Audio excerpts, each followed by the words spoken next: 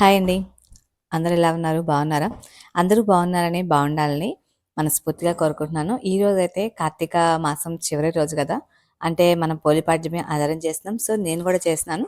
So, ఆ పూజా విధానం దాంతో పాటుగా నేను చేసుకున్న పూజ తర్వాత 16 సోమవారాల వ్రత పూజలో ఉద్యాపన ఎలా చేయాలి అనే విషయం గూడా ఈరోజైతే ఈ వీడియోలో షేర్ చేసుకుంటాను. Welcome back to our channel Bindu the home maker.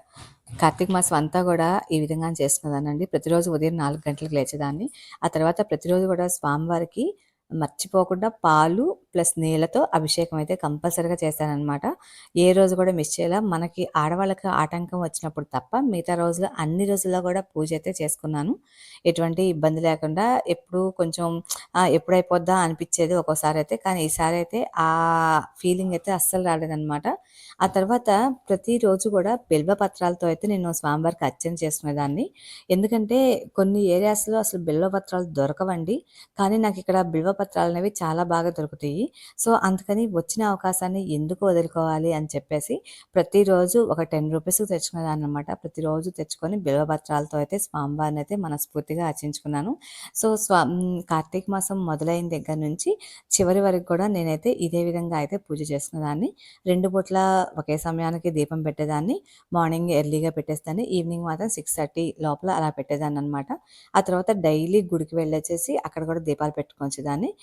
నిన్న కాక మొన్న ఒక్కరోజు శనివారం సాయంత్రం ఒక్కరోజు మాత్రమే గుడికి ఎళ్ళలేకపోయాను.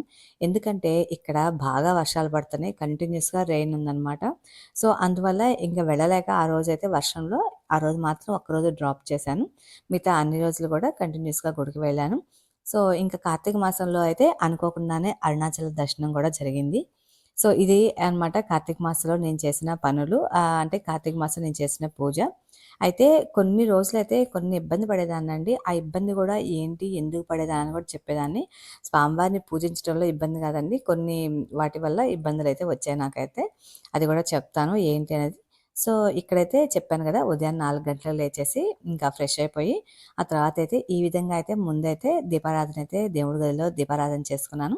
నిత్య దీపారాధన కంపల్సరీగా చేసుకోవాలి కాబట్టి, ఇంకా ఈరోజు దీపలక్ష్మిని మనం సాగనంపుతాం కాబట్టి, ఈరోజైతే తులసమ్మ దగ్గర ఈ విధంగా అయితే అష్టదళ పద్మం ముగ్గు వేసుకొని, ఈ విధంగా అయితే ప్రమిదల్లో నూనె పోసుకొని అయితే ఇట్లా రెడీ చేసుకొని ముందే రెడీగా చేసుకొని పెట్టుకున్నాను అనమాట. ఇంకా తర్వాత చక్కగా దీపారాధన చేసుకొని, ఆ తర్వాత ఎందుకంటే మనం ముందు అన్నిట్లో దీపారాధన చేయాలి కాబట్టి, తర్వాత దీపలక్ష్మిని మనం సాగనంపాలి కాబట్టి, ముందుగా అయితే ఈ విధంగా అయితే తులసమ్మనైతే తులసమ్మ దగ్గర అయితే దీపాలు పెట్టుకున్నాను. తులసి పూజ కూడా చాలా ప్రాముఖ్యత పొందిందండి కార్తీక మాసంలో. తులసమ్మ దగ్గర, ఉసిరి చెట్టు, మారేడు చెట్టు దగ్గర వీటన్నిటి దగ్గర దీపారాధన చేస్తే చాలా పుణ్యం అని చెప్తారు. అంతేకాకుండా ప్రతిరోజు కూడా కార్తీక పురాణం కంపల్సరీగా చదవాలి. ఎందుకంటే కార్తీక పురాణంలో ఏముంటుందంటే మనం ఏ పనులు చేయాలి, ఎలాంటి పనులు చేయాలి, ఏ పనులు చేయకూడదు.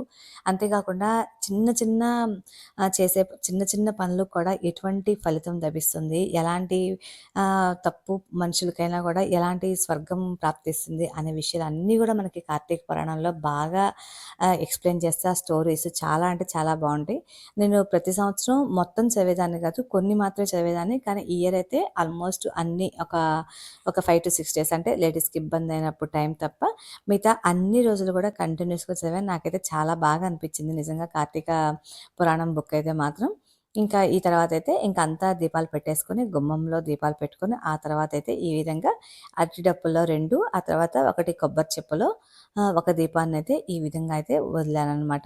సో, ఇంకా దీపలక్ష్మిని సాగనంపేసి మనస్ఫూర్తిగా దండం పెట్టుకొని, ఈ నెల రోజులు నాకు తెలిసిన తప్పులు గానీ, తెలియక చేసిన తప్పులు గానీ, స్వామి నన్ను క్షమించండి అని చెప్పేసి దండం పెట్టుకున్నాను.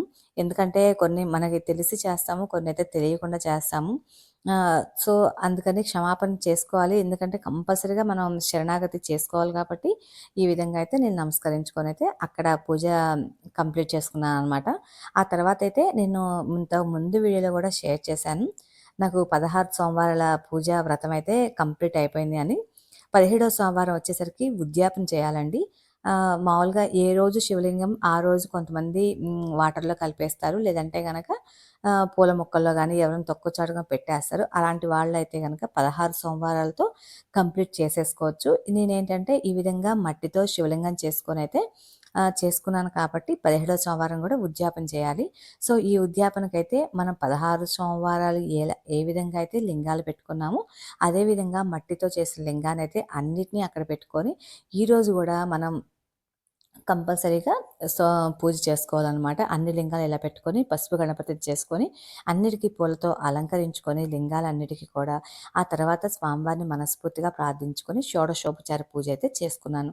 తర్వాత ఉద్యాపన చేసుకొని, స్వామి ఇన్ని రోజులు పూజ చేసుకున్నా అని చెప్పేసి ఉద్యాపన మంత్రం ఒకటి ఉంటుంది. సో, అది చెప్పేసుకొని స్వామివారికి అయితే ఈరోజైతే పూజ చేసుకున్నాను.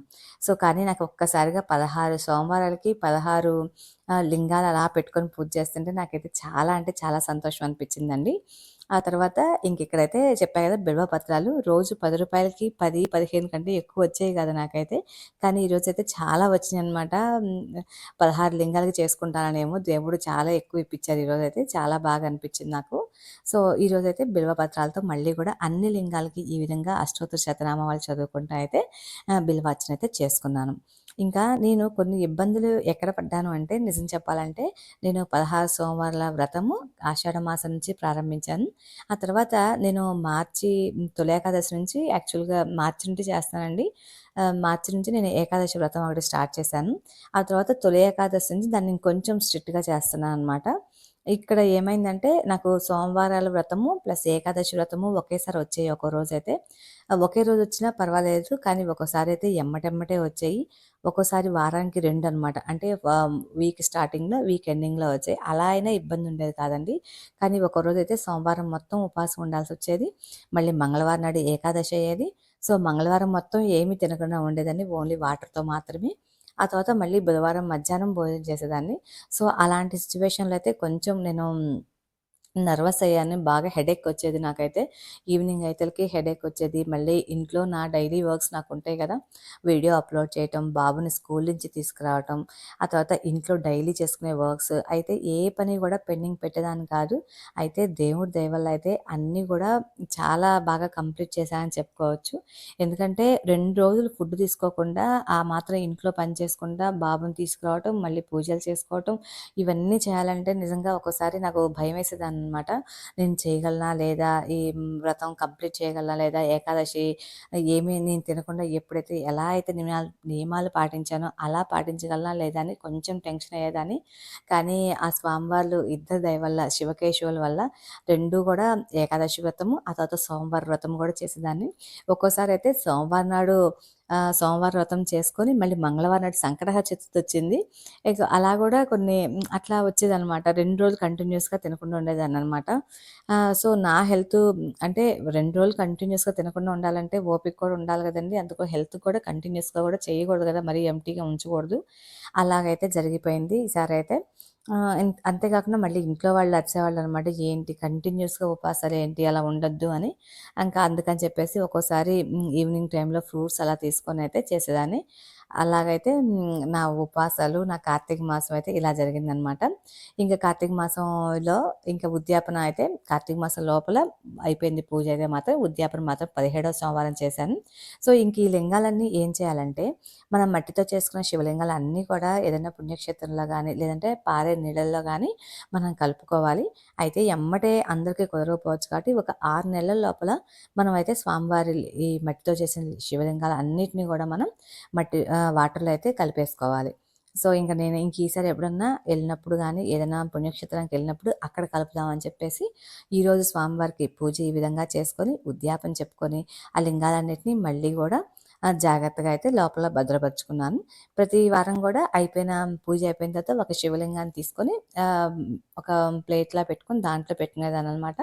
సో, ఈసారైతే ఈ 16 లింగాలు గూడా అలాగే దాచిపెట్టాను జాగ్రత్తగా తగలకుండా. అయితే స్వామివారి దయ వల్ల ఒక్క విగ్రహం విరగటం గానీ, కింద అలాగే ఏం జరగలేదనమాట. ఒక్కోసారి మట్టితో చేస్తాం గదండీ! అలాగే ఒక్కోసారి బ్రేక్ అయిపోతాయనమాట. స్వామివారి దయ వల్ల అయితే ఏమీ అవ్వలేదు. అందుకైతే నాకైతే చాలా సంతోషం అనిపిచ్చింది. సో, ఇదండి ఈరోజు వీడియో అయితే. మీ అందరికీ నచ్చిందనుకుంటున్నాను. వీడియో గనక నచ్చింది అనుకుంటే గనక ఒక చిన్న లైక్ ఇచ్చి నన్నైతే ఎంకరేజ్ చేయండి. కొత్త వాళ్ళైతే గనక ఛానల్ చూసి సబ్స్క్రైబ్ చేసుకోండి.